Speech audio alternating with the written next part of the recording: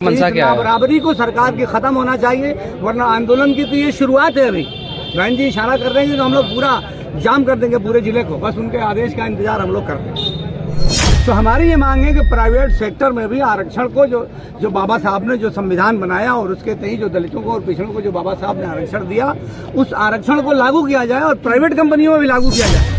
और कहीं न कहीं से सरकार की पूर्ण बहुमत की सरकार नहीं आई, अब दूसरे लोगों के कंधे पर रख के सरकार चल रही है, इसलिए सरकार बैक फुट पे है और कई निर्णय इनके वापस आ गए। आप बताइए कि पिछले 10 साल में एक भी निर्णय इन्होंने वापस लिया हो तो, और इधर इस सरकार में 3-4 निर्णय इनके वापस हो गए। नाराजगी किस बात की थी? नाराजगी इस बात की है कि जब से ये केंद्र में सरकार आई है भारतीय जनता पार्टी की, तब से इनका सीधा हमला संविधान को खत्म करने का प्रयास है या फिर यह कि आरक्षण को समाप्त करने की इनकी कोशिश है। और इसकी तमाम नज़ीर मिल रही है। अभी आप शिक्षक भर्ती जो हुई है, आप उसमें देख लीजिए कि 69,000 शिक्षक भर्ती हुई। 69,000 शिक्षक भर्ती में जब लोगों ने आपत्ति की और जब हाई कोर्ट से होते हुए मामला सुप्रीम कोर्ट तक गया, तो सुप्रीम कोर्ट में लगातार सुनवाई के बाद सुप्रीम कोर्ट ने 69,000 शिक्षक भर्तियों की तमाम परीक्षाई को निरस्त करके इनको 3 महीने का अवसर दिया कि आप फिर से काउंसिलिंग करिए। सुप्रीम कोर्ट ने आदेश क्यों किया? सुप्रीम कोर्ट ने आदेश इसलिए किया कि इन्होंने जो बैकवर्ड का 27% आरक्षण होना चाहिए उसमें सिर्फ 3.5% दिया है, और जो दलितों का 22% आरक्षण होना चाहिए उसमें सिर्फ इन्होंने 16% दिया है। तो जो ये 18-20% आरक्षण की जो चोरी है, इसी चोरी को सुप्रीम कोर्ट ने पकड़ा। इसके अलावा आप जैसे ये लिटरल एंट्री का जो ही ले आए, अब 43 लोगों का इन्होंने सचिव स्तर के लोगों को भर्ती करने के लिए आदेश जो दिया था। अब आप बताइए कि अगर आरक्षण होता तो इसमें 23 कम से कम हमारे दलित या बैकवर्ड क्लास के हमारे जो भाई हैं वो भी उस पद तक पहुंचते।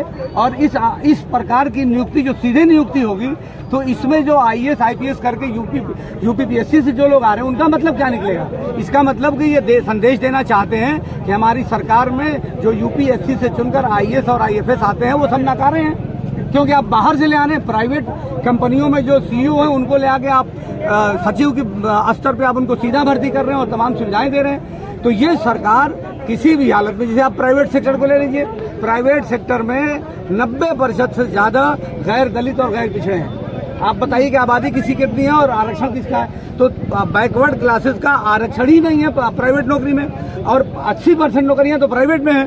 तो हमारी ये मांग है कि प्राइवेट सेक्टर में भी आरक्षण को जो बाबा साहब ने जो संविधान बनाया और उसके तहत जो दलितों को और पिछड़ों को जो बाबा साहब ने आरक्षण दिया, उस आरक्षण को लागू किया जाए और प्राइवेट कंपनियों में भी लागू किया जाए। अभी तो खुद ही दलित और जो पिछड़े हैं उनकी संख्या नौकरियों में बहुत कम है, और धीरे धीरे ये संविधान को खत्म करने के लिए और आरक्षण को समाप्त करने के लिए ये सरकारें जो प्रयास कर रही हैं, तो आज आपने देखा होगा कि बगैर किसी योजना के हजारों हजार की तादाद में दलित और बैकवर्ड सड़कों पर उतर गए। और गुस्सा उनका इतना था कि हम लोगों की बात भी सुनने को तैयार नहीं थे। वो कारण इसीलिए है कि सबको समझ में आ रहा है कि जो गरीब है वो दिन ब दिन गरीब होता जा रहा है, और जो संपन्न लोग हैं वो दिन ब दिन संपन्न होते जा रहे हैं। सरकार की मंशा क्या है? बराबरी को सरकार की खत्म होना चाहिए, वरना आंदोलन की तो ये शुरुआत है। अभी बहन जी इशारा कर रहे हैं तो हम लोग पूरा जाम कर देंगे पूरे जिले को, बस उनके आदेश का इंतजार हम लोग करते हैं। सरकार की मंशा क्या है आखिर? देखिए, सरकार की मंशा तो क्लियर कट है कि सरकार आरक्षण को समाप्त करना चाहती है और संविधान को बदलना चाहती है। लेकिन इस बात को लोगों ने भी समझा, और कहीं न कहीं से सरकार की पूर्ण बहुमत की सरकार नहीं आई, अब दूसरे लोगों के कंधे पर रख के सरकार चल रही है, इसलिए सरकार बैक फुट पे है और कई निर्णय इनके वापस आ गए। आप बताइए कि पिछले 10 साल में एक भी निर्णय इन्होंने वापस लिया हो तो, और इधर इस सरकार में 3-4 निर्णय इनके वापस हो गए। तो अब ये है कि जनता को ये बात समझ में आ गई है। 10 साल तक धर्म के नाम पर इन्होंने लड़ाया, जबकि यहाँ धार्मिक लड़ाई नहीं है। हिंदू और मुसलमान तो यहाँ सब एक दूसरे से ताने बाने के साथ रहते हैं। ये मीडिया उसकी जिम्मेदार है और सरकार जिम्मेदार है, और मीडिया भी जो सरकार के इशारे पे चल रही है। मैं मीडिया में भी ये संदेश देना चाहता हूँ कि आप जो लोकतंत्र है, लोकतंत्र का चौथा स्तंभ कहा जाता है, तो लोकतंत्र और आरक्षण की सुरक्षा करने की जिम्मेदारी मीडिया की है, और मीडिया सरकार के इशारे पे अगर काम कर रही है तो मीडिया को भी ऐसा नहीं करना चाहिए।